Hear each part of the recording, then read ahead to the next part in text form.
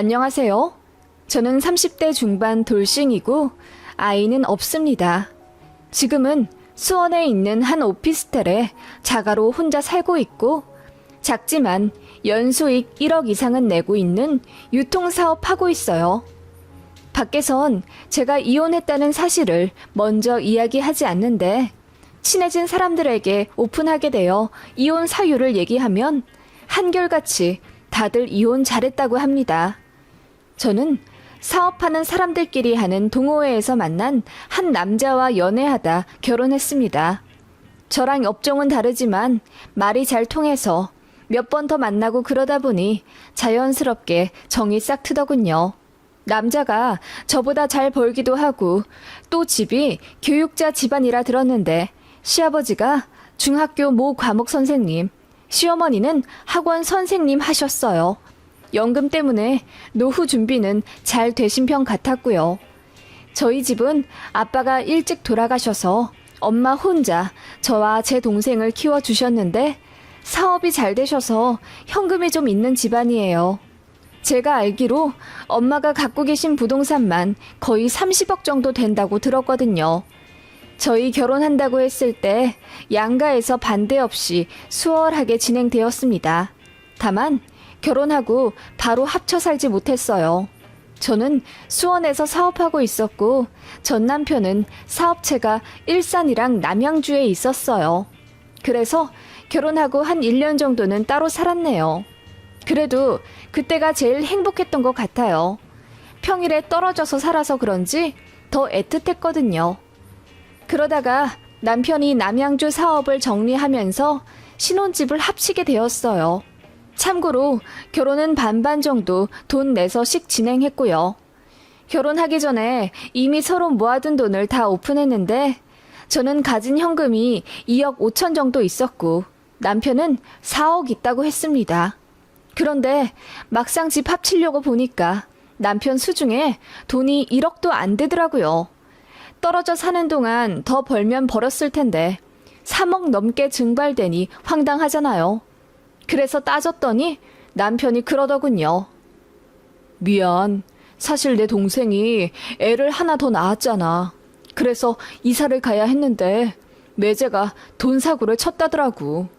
내 동생은 애셋 임신하고 나 키우면서 경력 단절된 지 오래고 돈이 부족하다고 하길래 내가 좀 보태줬어. 그걸 왜 나한테 말 안 했어? 우리 1년 뒤에 합치기로 했었잖아. 우리 집은? 아니, 어떻게 남편이 부인한테 아무 말 안 하고 홀랑 자기 가족한테 써버릴 수 있어? 제가 울면서 따지자 남편이 자기도 억울한 듯. 그런 말이 어딨어.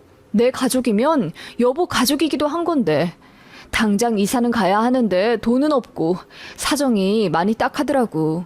매제 돈 잘 버는 거 자기도 알잖아. 여보도 사업하는 사람이니까 알겠지만 투자해야 할 부분이 갑자기 생기기도 하고 그래서 부족했대. 바로 갚기로 했어. 말 못한 건 미안해. 라며 해명하더군요. 신호 남편도 사업을 하던 사람이고 나름 잘 번다고 들었는데 갑자기 이사를 가게 되었다고 하더군요. 그걸 제 남편은 아이 낳으면서 집 넓히느라 그렇다고 하던데 나중에 알고 보니 평수는 똑같더라고요. 그래서 더 캐물어 보니 남편이 이실직고 했어요. 신호 남편 하던 사업이 망해서 추징이 들어왔고 살던 아파트 내놓아야 해서 어쩔 수 없이 이사를 가야 했다고 하더군요. 그래서 저 모르는 사이 시댁에서 가족회의가 열렸고 당장 현금 유통할 수 있는 제 남편이 신호한테 돈을 대줘 임시 방편으로 빌라를 해준 거였어요. 정말 황당했죠. 그걸 시어머니도 신호도 저한테 이야기하지 않은 거였어요. 제가 너무 열받아서 노발대발 화를 냈고 이럴 거면 이혼하자고 난리를 쳤더니 그때 시어머니가 저한테 찾아와 울며 비셨어요. 미안하다. 니들 신혼집에 들어갈 돈인 거 알았지만 우리 딸도 사정이 너무 딱해서 내가 좀 도와달라고 그랬다. 니들 돈 잘 벌잖니. 미안한데 한 번만 넘어가 주련. 사위더러 돈 꼭 갚으라고 할게. 그리고 나도 너한테 잘하마. 응? 그렇게 제 손 꼭 잡고 말씀하셨고 신우도 저한테 전화 걸어 미안하다고 사과하더라고요. 어차피 벌어진 일 뭐 어떻게 하겠어요. 제가 알아도 빌려줘야 했을 돈 같아서 그냥 넘어가기로 했습니다. 다만 남편 돈 관리는 제가 하기로 했죠. 그리고 따로 사는 걸 빨리 정리해야겠다 싶더라고요. 그래서 제가 모은 돈이랑 일부 대출받아서 아파트 알아보고 있으려니 친정엄마가 제 사정 아시고 도와주고 싶다 하시더군요. 안 그래도 결혼할 때 얼마 해주시겠다고 한 돈이 있는데 제가 괜찮다고 했거든요.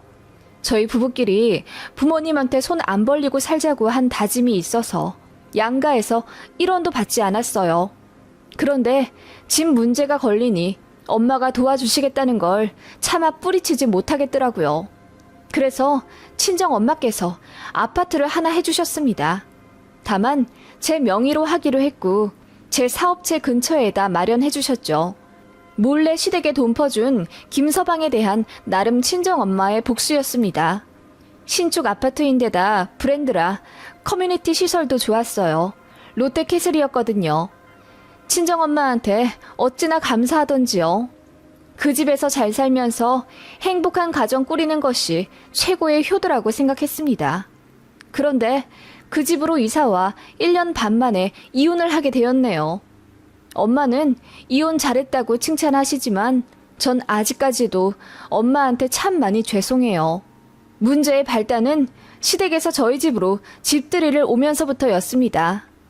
신혼의 가족 5명, 시부모님 2분, 시이모네 가족까지 10명 정도가 저희 집에 오셨어요. 남편이랑 저랑 분주히 요리해 대접해드리고자 노력했네요. 시어머니가 저희 집 오자마자 눈이 휘둥그레해지며 세상에, 이 집은 무슨 대궐 같다. 벽이 대리석이야? 조명도 어쩜 이리 화려한지. 라고 놀라시더라고요. 시아버지께서도 집 내부도 내부지만 주차장 같은 시설이 너무 좋더라며 이렇게 멋진 집 해주신 사부인께 참 감사드리고 면목 없다고 하시더군요. 그 말에 시어머니가 저 모르게 아버님 팔뚝을 살짝 꼬집으시더라고요. 안 보려고 했는데 보였어요. 그러면서 어머님이 아버님께 속삭이듯 말하는데 대강 미안하다는 말 그만하라는 뉘앙스였어요. 제 남편이 저 몰래 신우한테 돈 3억 넘게 해줬다가 난리 난 것에 대해 시댁에서는 처음에만 미안해했지 나중에는 아예 언급조차 없긴 하셨거든요. 그런데 어머님이 그렇게 나오니 좀 황당하더라고요. 미안하다고 이야기해주신 아버님한테 저는 오히려 감사했거든요. 아무튼 그렇게 집들이하고 나름 화기애애한 분위기로 식사를 하고 있는데 신우가 그러더라고요. 아, 나는 언제 이렇게 좋은 집에서 사나? 여보, 사업 잘 되어가고 있는 거 맞지? 우리 오빠랑 새언니가 사업하는 사람이니까 어려운 거 있으면 자문 좀 구해서 잘 해결해보고 라고 하길래 제가 무슨 일 있냐고 물었더니 신우가 그러더군요. 아니, 요새 잘 안 되는 것 같은데 저한테는 이야기를 안 하더라고요. 그 말에 남편이 걱정이 되는지 신우 남편에게 이것저것 물어보더라고요. 매출이며 사업 자금 유통 같은 거요. 그런데 생각보다 안 좋은 상황 같더라고요. 저도 사업하는 사람이라 얼핏 이야기만 들어도 신우 남편이 많이 힘든 상황 같았어요. 예전에 법 무시하고 진행했던 사업이 있었는데 그게 요즘 탈이 나서 문제가 되고 있는 듯 했어요. 저번에 신혼에 아파트 날린 것도 그거 수습하느라 그랬던 거였고요. 남편이 한숨 크게 쉬더군요. 시부모님도 좋은 마음으로 저희 집 집들이 왔다가 신혼의 사정 듣고 마음이 안 좋아지셨는지 표정이 침울해지셨고요. 그렇게 식사 대접해드리고 집으로 다 가신 이후에 남편이 여동생 걱정이 많이 되었는지 담배도 피우고 많이 착잡해 하더군요. 남편이 몰랐는데 가족에 대한 애착이 엄청나더군요. 그리고 그렇게까지 효자인 줄은 몰랐는데 부모님 생각도 많이 하고 사는 아들 같았어요. 저 만날 때는 부모님한테 전화와도 그냥 수신거부 쿨하게 하고 집에도 잘 안 가길래 무심한 줄 알았거든요. 남편은 그 이후로 신우한테 금전적으로 도움을 주고 싶었는지 저한테 조카들 용돈 주자는 핑계로 적게는 10만 원, 많게는 100에서 200만 원씩도 타 가고 그랬어요. 아마 신우 남편이 생활비도 잘 못 주고 그러니 오빠들 입장에서 안타깝긴 하겠죠. 그런데 솔직히 남편 사업도 잘 되어가는 상황이 아니었어요. 의정부 사업체 정리하고 일상건만 운영하다가 뭐가 좀 잘 안 되었는지 그것도 정리를 하려고 했거든요. 그래서 저 있는 수원에서 다른 사업 알아보고 있는 상황이라 제가 번 돈으로 거의 생활비 쓰고 있었어요. 그리고 저도 매월 규칙적인 수입이 들어오는 게 아니라 한 건당 마진을 남는 그런 일이라 상황이 여의치 않으면 2개월 동안 수입이 0원일 때도 있었어요. 물론 분기당 2천에서 3천 정도 마진을 내긴 했지만요.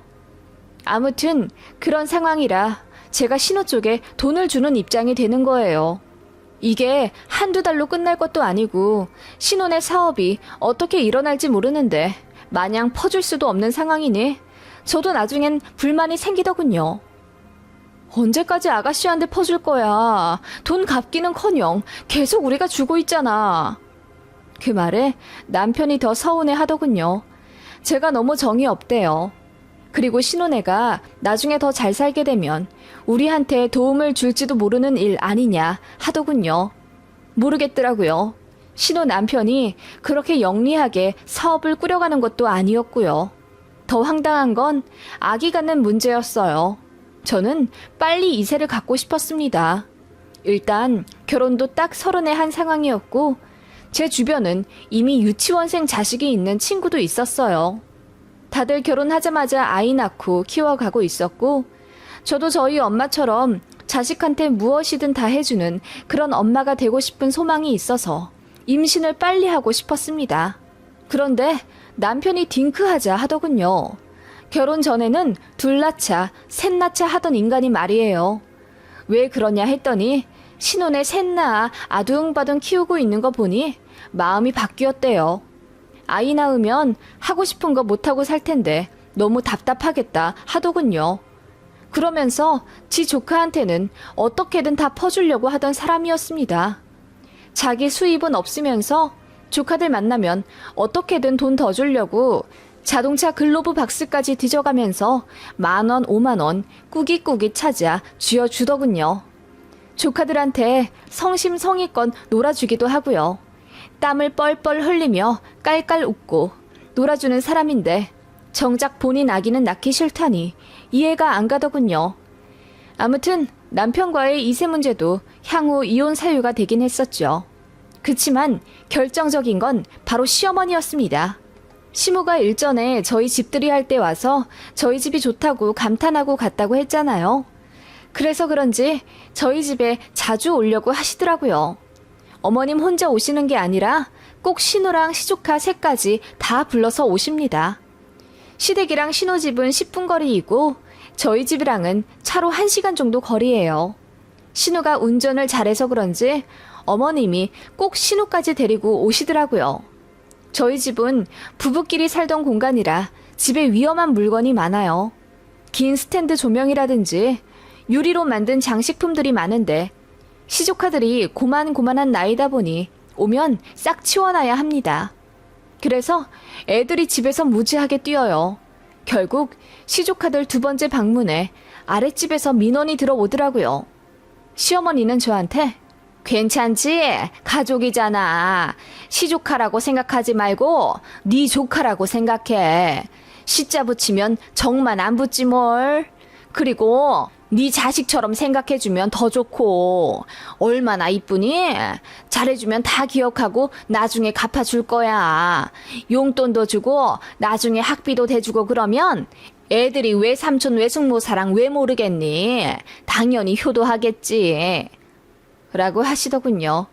신우도 처음에는 쭈뼛쭈뼛 불편해하더니 2번인가 3번째 저희 집 왔을 때에는 아예 핸드폰 충전기랑 본인 노트북까지 들고 와서는 편하게 있더라고요. 나중에는 신우가 저한테 전화해서 새언니, 나 언니 집으로 우리 셋째 기저귀랑 분유 좀 시킬게. 매번 힘들게 가져가는 것도 좀 그래서 언니 집으로 시켜놓고 거기서 편하게 쓰려고. 라고 하더군요. 정말 황당했습니다. 아무튼 그렇게 신혼애가 자꾸 쳐들어오니까 저도 스트레스 많이 받기 시작했어요. 저도 참 무신경한 성격이고 무덤덤한 타입이라 집에 누구 오는 거 별로 안 불편하거든요. 근데 신혼애랑 시모가 오는 건 정말 싫어지더군요. 손님이 아니라 집주인 행세를 한다고 느끼면서부터였던 것 같아요. 그래서 주말에 그냥 바쁘다는 핑계로 남편 불러 제 친구들 모임에 데려가고 캠핑 다니고 그랬습니다. 집에 있으면 시댁 식구들이 그렇게 자꾸 쳐들어오니까요. 그렇게 한 두세 달 신혼에 못 오게 했더니 나중엔 비번을 알려달라 하더군요. 저희 없을 때 들어와서 좀 쉬다 간다고요. 어이가 없어서 그건 절대 안 된다고 했습니다. 그랬더니 신호가 삐지더군요. 가족끼리인데 뭐 어떠냐고 하면서요. 남편도 불만 어린 표정을 지으며 자기 여동생한테 비번 알려주고 싶어 하길래 제가 이 집 사준 우리 엄마도 집 비번 알려달라는 말을 안 하셨는데 왜 내가 신우한테 집 비번을 알려줘야 돼? 라고 따지듯 물으니 할 말 없는 듯 입 꾹 다물고 있더라고요. 누가 봐도 기분 나쁘다는 표정이었죠. 이래저래 짜증이 나서 남편이랑도 자주 다투게 되었습니다. 그걸 시어머니도 알게 되셨는지 한동안은 집에 안 오시더군요. 이제야 눈치 좀 보시나 싶었는데 명절에 시댁 갔다가 이런 소리를 들었습니다. 우리가 안 가니까 허전하지? 초대 좀 해. 넓은 집 횡하니 둘만 쓰기 아깝지 않아? 네? 아니요. 저희도 주말에 바쁜데요, 뭘. 주말에 바빠? 그럼 집 비워두고 둘이 나가는 거야? 그럴 거면 비밀번호를 좀 알려주지. 네 신우 주말마다 애들 데리고 키즈카페 다니느라 바빠. 집은 좁고 애들은 북적대니 밖에 나가야지. 근데 그거 알지? 애 셋 데리고 밖에 나가면 돈 엄청 든다. 어머님이 그렇게 이야기하시더군요. 집 비번을 알려달라니 그게 말이 되나요? 그래서 저번에도 신우가 비번 이야기 했는데 절대 안 알려줄 거라고 했다가 남편이랑 싸웠으니 그렇게 아시라 했어요. 신혼애한테 용돈은 줘도 집 비번은 못 주겠다 하니 시모가 민망한 듯 웃더군요. 솔직히 뭐 하나 보태준 거 없이 계속 나가기만 하는 시댁이라 염치 없게 느껴지더라고요. 점점 정도 떨어져 갔고요. 그래서 거리를 두려고 하니 신우랑 시모가 귀신같이 알아채고 그때마다 살살거리며 과일이며 채소며 보내주고 그러더라고요. 여간 여우들이 아니었습니다. 그런데 정말 제대로 황당한 일이 하나 있었죠. 신혼의 윗집에서 공사를 했는데 에어컨 쪽을 잘못 건드렸던지 신혼의 집으로 물이 줄줄 샜다고 하더라고요. 그래서 바닥이 엉망인데다 습해서 곰팡이가 바로 생겼다고 하더군요. 그래서 아예 신혼의 집까지 공사를 해야 할 상황이 되었는데 막내가 워낙 어리다 보니 갈 데가 없나 보더라고요. 시댁 들어가려니 시댁도 방이 2개뿐이라 여의치 않고 그래서 생각난 게 저희 집인가 보더군요. 신우가 저한테 바로 이야기하긴 뭐했는지 제 남편한테만 호소했고 마음 약한 남편이 바로 오라고 했대요. 저는 몰랐죠. 밤 늦게까지 발주 처리하고 집에 왔더니 신혼의 가족이 다 와 있어서 엄청 놀랐습니다. 그래서 이게 무슨 일이냐 했더니 그제야 남편이 자초지종 얘기해주며 저더러 2주만 참아달라 하더군요. 어이가 없어서 눈물이 다 나더라고요. 시주카들은 넓은 집 와서 신났다고 뛰어다니고 신우는 말로는 미안하다고 했지만 이미 제 옷까지 꺼내 입은 상태였습니다. 시어머니도 다음날 와서는 미안하다 대신 집안일 해주겠다 하시며 아예 캐리어 끌고 오셨습니다. 그렇게 시댁 식구들과 말도 안 되는 동거를 2주간 하게 되었고 저는 너무 스트레스 받아서 호텔에서 이틀 정도 자고 그랬어요. 내 집 놔두고 내가 왜 이래야 하나 싶긴 했는데 신혼의 애들이 워낙 어리다 보니 나가라고 할 엄두가 안 나더군요. 그렇게 약속된 2주가 지났죠. 이제 나가시겠거니 했는데 신우가 주말 지나고 간다고 하더군요. 여기가 너무 좋다고 우리 큰애랑 둘째가 집에 안 간대요. 어떡해요? 하면서 깔깔거리고 시어머니도 짐 쌀 기미를 안 보이더군요. 그래서 제가 참다 못해 이제 가주셔야겠다고 딱 잘라 말했습니다. 그러자 시어머니가 팔자 눈썹을 하며 애원하듯이 그러지 말고 조금만 더 있게 해주지 그러니? 짐도 다 갖고 온 상태라 거의 이사 수준이야. 네 신혼집이 공사가 다 되긴 했지만 바로 가기도 뭐한데 며칠만 더 있다 갈게. 응? 가족끼리 그래도 되잖아. 며칠이요? 2주 꽉 채워 지내셨는데 제 생각도 좀 해주셔야죠. 아랫집에서는 계속 민원 전화 오는데 어머님이랑 아가씨는 애들 말릴 기색도 안 보이고 너무 힘들었어요, 솔직히. 그럼 내가 매트를 주문해서 깔게. 그럼 되지? 네? 무슨 매트를 깔아요? 저희 부부는 애도 없는데. 그렇게 꼭 선을 그어야겠니? 나도 이젠 못 참겠다. 시조카가 남이야? 내가 저번에 말했잖아. 니들 애라고 생각해주면 좋겠다고. 애들이 좁은 빌라 살다가 너희 아파트 와서 행복해 하잖니. 네 신호 빌라 근처엔 놀이터도 없어. 여긴 키즈 카페 안 가도 아파트 실내에 애들 노는 것도 있고 놀이터도 몇 개나 있고 그러니 얼마나 좋아. 애들 딱하지도 않아? 그렇다고 아가씨네 사정만 봐드리기엔 제 입장도 있잖아요. 저도 집에서 편하게 쉬고 싶어요. 너무 스트레스 받는다고요. 네가 우리를 남이라고 생각해서 그러는 거야. 그러지 말고 애들 다 클 때까지만 니들 집에서 좀 살게 해줘라. 응? 막내 초등학교 들어갈 때까지만. 그 말에 저는 경악할 수밖에 없었죠. 네? 저희 집에서 살겠다고요? 절대 그렇게는 못하죠. 그게 말이 된다고 생각하세요? 그럼 저는요? 저희 부부는 뭐 안방까지 내줘야 해요? 왜 말이 안 되니? 가족끼리 힘들면 돕고 살 수도 있지. 우리 사위가 요새 일이 잘 안 돼서 그래. 전 그러면 우리 딸네 집을 싹 치워놓을게. 거기를 네 집처럼 써. 어차피 니네 공장이랑도 가깝지 않니? 오고 가고 하기에 우리 딸 집이 너한테 편할 것 같은데. 듣자 하니 정말 너무하시네요. 뭐 우리 집이랑 아가씨 집을 바꾸자는 말이세요? 제가 언성 높여 이야기하니 멀리서 모른 척하던 신우가 그제야 다가와 본인 엄마를 말리더군요. 엄마, 새언니가 오해하겠어. 나는 그러자고 한 적 없어요. 우리 엄마가 그냥 내가 딱해서 그렇게 이야기한 거예요. 그리고 언니가 그렇게까지 우릴 짐짝처럼 여기고 있을 줄은 몰랐네요.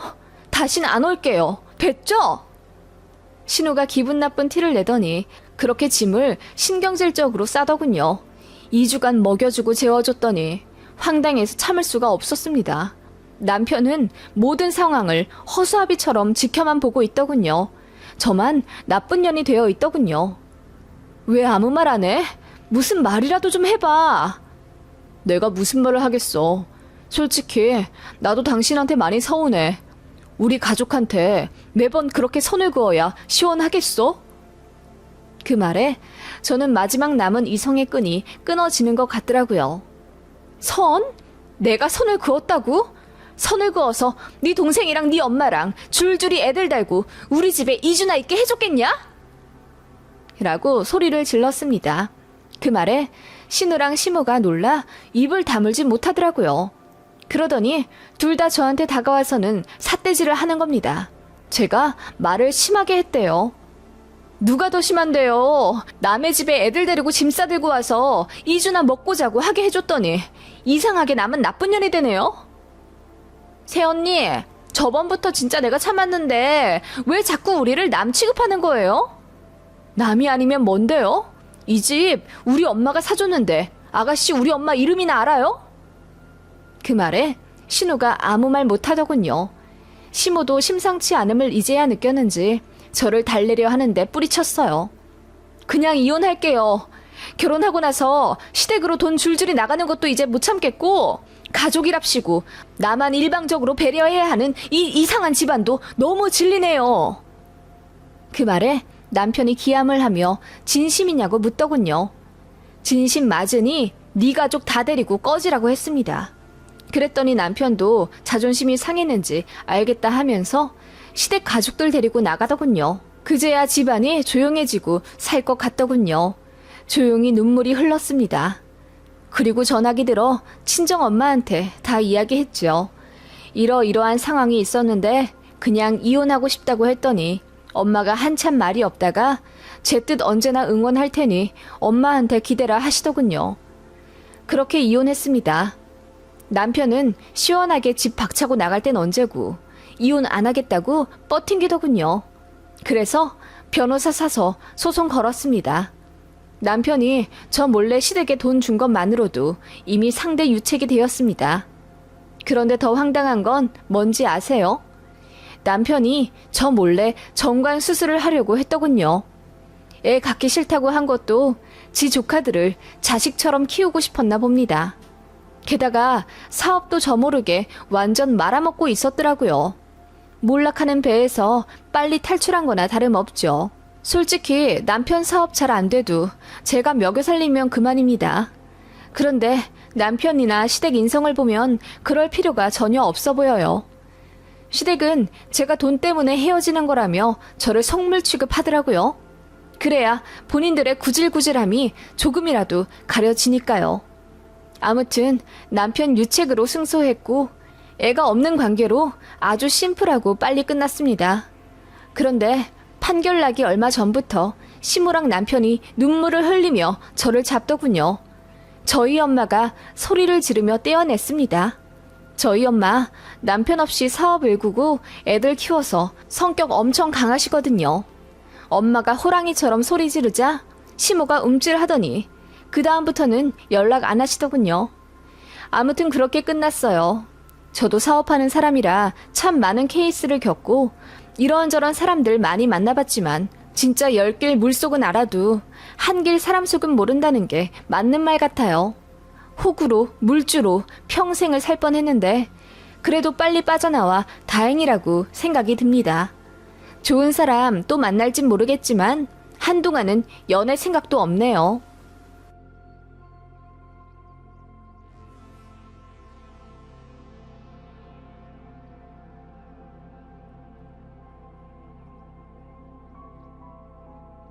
안녕하세요.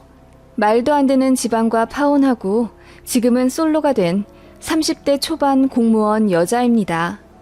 사람 생김새 다 다르고 생각 다 다르다고는 하지만 이 정도로 말이 안 통하는 인간들은 정말이지 처음 봤네요. 그래도 예식장만 계약한 상태에서 끝나서 다행이지 신혼여행이며 스드메 더 깊게 들어가 신혼집에 가전 가구 넣은 상태에서 파혼하게 됐으면 얼마나 골치 아팠을까요? 아마도 그런 고충을 겪는 게 두려워 파혼하지 못하고 결혼했을지도 모른다는 생각에 아찔해져 옵니다. 저는 1년 반 정도 사귄 남자와 결혼을 준비했었습니다. 식품업 사업하는 사람이었고 나름 잘 버는 사람이었어요. 돈도 돈이지만 참 저에게 자상하고 애틋하게 사랑해 주었던 남자라 연애는 정말 행복하게 했었어요. 남자가 저보다 나이가 4살 많아 자연스레 결혼으로 이어지게 되었고요. 예비시댁은 부동산 투자로 돈을 많이 번 집안이었고 조부모님 도움 안 받고 자수성가하신 부모님이라고 들었습니다. 반면 저희 집은 아버지는 공무원, 어머니는 평생 전업주부 하신 아주 평범한 집안이에요. 물려받은 재산은 없지만 집 하나 있고 연금이 있기 때문에 두 분 노후 준비는 잘 되어 있으신 분들이고요.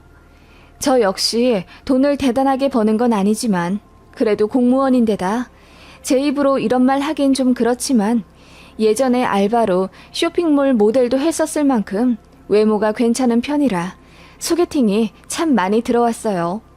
전 남친도 그중 하나였는데 마음이 잘 맞아 사귀게 된 거고요. 아무튼 그렇게 연애하다 결혼 준비를 하게 되었고 자연스레 예비시댁과도 식사를 하게 되었어요. 첫 만남 때 한정식 집으로 남친이 예약을 해뒀더라고요. 긴장된 마음으로 착석했는데 생각보다 예비 시부모님이 참 호탕하고 밝으신 분들이었어요. 그래서 저도 경계를 풀고 화기애애하게 이야기를 시작했던 기억이 나네요. 그분들은 이미 본인 아들 통해 저희 집 사정을 다 알고 계셨더라고요. 공무원 집안에서 자라서 참 깔끔하고 군더더기 없는 성격이라고 칭찬하시더군요. 직업도 그렇고 외모도 훌륭하다며 제가 며느리로 참 마음에 든다 하셨습니다.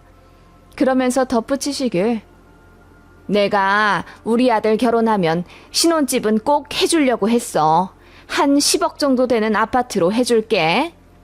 라고 하시길래 제가 감사하다고 인사드렸습니다. 요즘같이 집값이 훌쩍 뛰어버린 시대에 결혼하려면 아무래도 보금자리가 제일 중요한데 그 문제를 시댁에서 해결해 주신다니 너무 감사했어요. 게다가 1, 2억 해주시는 것도 흔치 않은데 무려 10억이나 해주신다니 제가 얼마나 놀랐던지요. 저는 그렇게 뛰어난 스펙을 가진 여자도 아니고 그냥 평범하게 결혼해서 집 대출 갚아가며 살 줄 알았는데 신혼부터 10억짜리 집으로 시작한다니 왠지 모르게 마음이 부풀어 오르더군요. 예비 신랑은 이미 알고 있었다는 듯, 맞아, 우리 집에서 나 장가 가면 집 해주신다고 약속했거든. 너 결혼 잘하는 거야. 라며 어깨를 으쓱하더군요. 그때만 해도 사실 예비 신랑의 그런 허세가 귀엽게 느껴졌어요. 아무튼 그렇게 알고 있으라 하셨고 예물 예단은 허례허식이라 필요 없으니 그냥 그 돈 아껴 결혼 준비에 보태라 하시더군요. 반반 정도 돈 내어 진행하길 원하셨고 저도 알겠다고 했습니다. 시댁에서 원하는 결혼 날짜를 받아오겠다 하셨고 8개월 정도 후인 11월이더라고요. 요즘 결혼 많이 안 하는 추세라고는 하지만 원하는 날짜에 원하는 시간대로 예약하려면 1년 정도 전에 하는 게 좋기 때문에 좀 촉박하더라고요. 그래서 적당한 예식장 찾아 예비 신랑이랑 데이트 삼아 투어를 다니곤 했죠. 그래서 저희 집이랑 시댁 사이쯤에 있는 경기도 모 예식장이 괜찮아 보여 그쯤으로 리스트를 짜서 양가에 알려드렸더니 저희 집에서는 괜찮다 하셨어요. 그런데 예비 시댁에서는 별로라고 하시더군요. 그래서 그 근처 지역 다른 예식장 2개를 더 골라 말씀드렸는데 그것도 다 퇴짜 놓으셨어요. 그래서 제가 좀 기분이 안 좋아서 어떤 예식장을 원하시는지 콕 집어 말씀해달라고 예랑이 통해 전했죠. 그랬더니 예비 시어머니가 저한테 직접 전화를 해서는 우리는 좀 화려하게 했으면 좋겠어. 너희 집에서는 호텔 말씀 안 하시니? 그래도 남자 쪽에서 집을 10억짜리나 해오는데 라고 하시더군요. 그제야 예비 시모의 속뜻을 알겠더라고요. 남자 집에서 집을 해주는 대신 여자 쪽에서 할 만큼 도리를 해라 이거더군요. 시댁에서 반반 결혼하라고 하길래 저는 저 모아둔 돈 3천만 원 탈탈 털어 쓰면 될 줄 알았어요. 물론 부모님께서도 저 결혼하면 어느 정도 도와주시겠다 하셔서 5천만 원 말씀해 주셨거든요. 그래서 부모님이 해주시는 돈이랑 저 모은 돈 합쳐서 결혼 준비를 하고 또 신혼집에 가전 가구 넣을 생각이었습니다. 호텔 예식은 제 사정에 비해 너무 분에 넘친다고 생각했어요. 남자친구가 잘 살긴 하지만 어쨌든 저희 힘으로 결혼해야 하니 적정 예산에 맞게 알아보고 있었고요. 그래서 조심스럽게 어느 정도 수준의 호텔식을 원하냐고 하니 예비 시모가 적어도 신라 호텔 정도는 돼야 하지 않겠어? 거기 야외 예식이 예쁘던데 한번 알아봐. 우리도 어느 정도 해준 보람을 느껴야 하지 않겠어? 그리고 네 시아버지 되실 분이 인맥이 넓으시단다.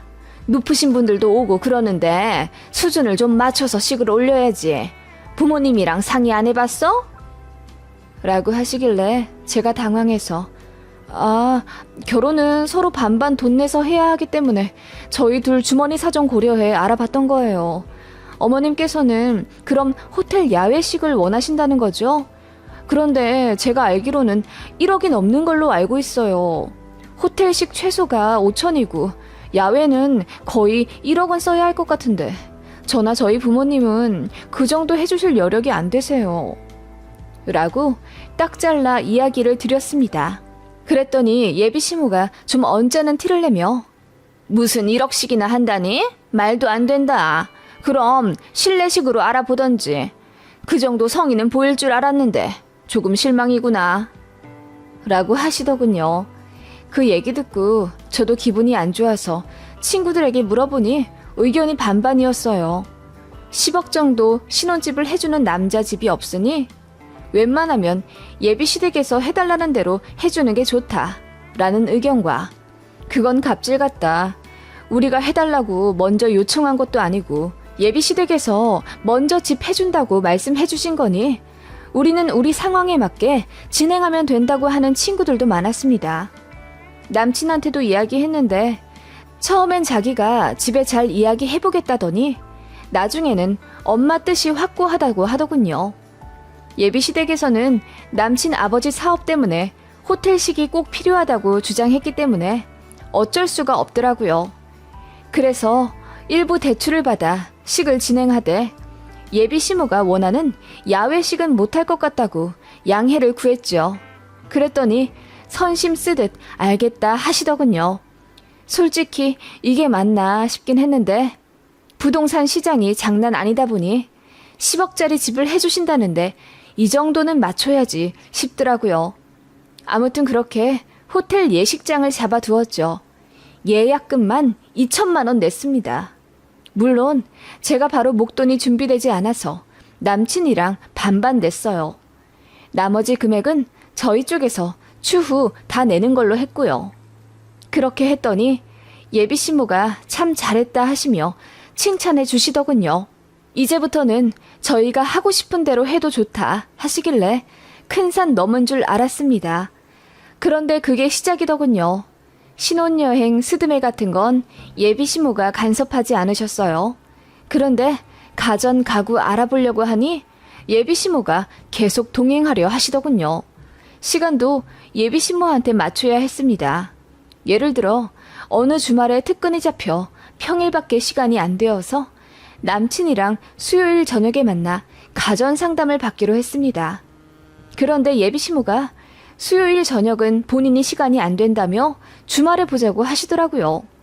그래서 제가 안 된다고 했더니 그럼 저 없이 아들이랑만 가전 보고 계약하겠다 하시더군요. 처음에는 그 얘기 듣고 우리 신혼집 가전을 사주시겠다는 건가 싶었네요. 그래서 감사하다고 말씀드렸는데 예비 시모 뜻은 본인이 고르고 결제를 제가 하라는 거였네요.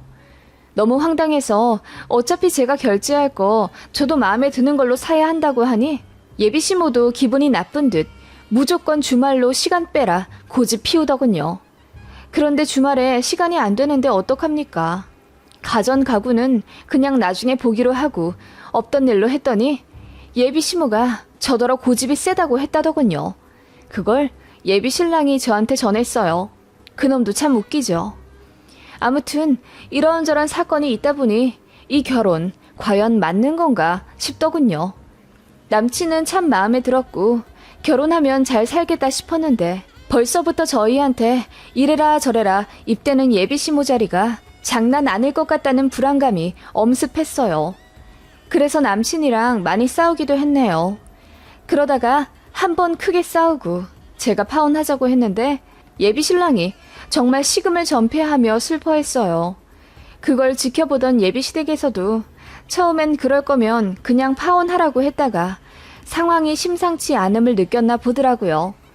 예비 시모가 저에게 직접 전화를 걸어 미안하다고 사과하셨습니다. 개혼이라 내가 많이 설렜나 봐. 그래서 이것저것 간섭한 거 인정하마. 이제부터는 정말 니들 뜻대로 해. 우리 아들이 널 참 많이 좋아하나 보다.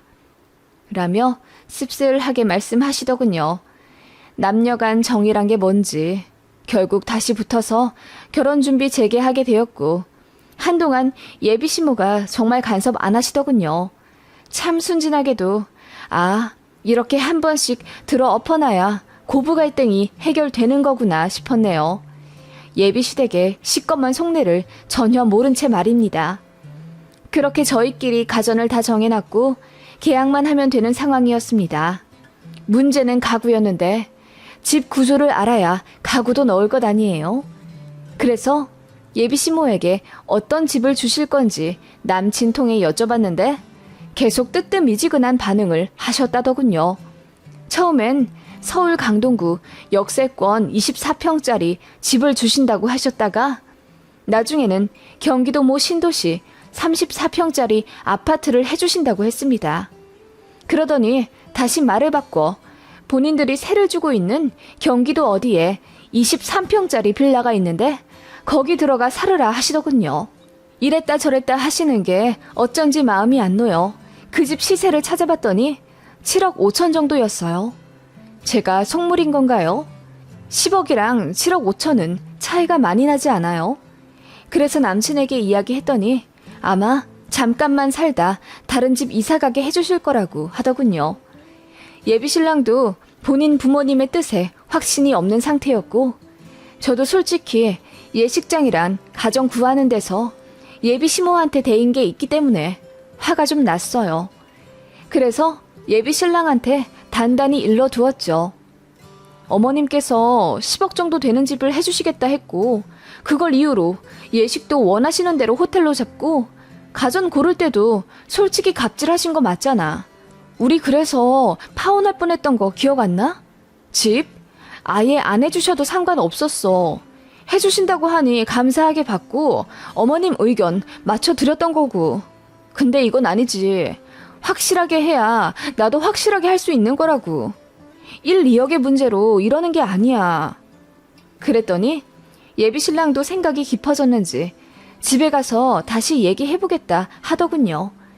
이런 미적지근한 남친의 태도도 사실 훗날 파혼의 이유에 속하긴 했어요. 본인 집에서 10억 해준다고 했을 때 어쨌든 덩달아 어깨가 솟아있던 그였으니까요. 그 얘기를 집에 전했는지 예비 시댁에서 저 좀 보자 하시더군요. 그래서 주말에 약속 잡고 예비 시부모님이랑 카페에서 만났습니다. 예비 시모가 인자하게 웃으며